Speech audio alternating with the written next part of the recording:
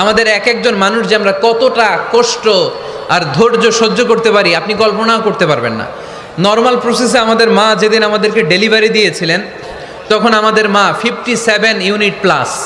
সুস্থ মানুষ ব্যথা সহ্য করতে পারে 45 ইউনিট। কত ইউনিট? কিন্তু আমাদের মা যেদিন আমাদেরকে দুনিয়ার বুকে এনেছিলেন সেদিন আমার মা, আপনার মা ব্যথা সহ্য করেছিল 57 ইউনিট প্লাস, 57 ইউনিটেরও বেশি। এই ব্যথাটা সাধারণ কোনো ব্যথা নয়। একটা অ্যাক্সিডেন্টে আপনার দেহের 20টা হাড় বা হাড্ডি ভেঙে গেলে যত ব্যথা তার চেয়েও বেশি ব্যথা আমার মা সহ্য করেছিলেন। আমার মাকে ওই দিন এই ব্যথাগুলো সহ্য করার তৌফিক দিয়েছিলেন কে? তাহলে কি পরিমাণে কষ্ট সহিষ্ণুতার কর্ম সহিষ্ণুতা নিয়ে যে আমরা জন্মাই আমাদের কোনো ধারণাই নাই। এজন্য আমি প্রায় বলি, ছেলে মেয়েদেরকে, সন্তানকে ননির পুতুল করে গড়ে তুলবেন না, ছেলে মেয়েদেরকে কষ্ট সহিষ্ণু করে গড়ে তোলেন।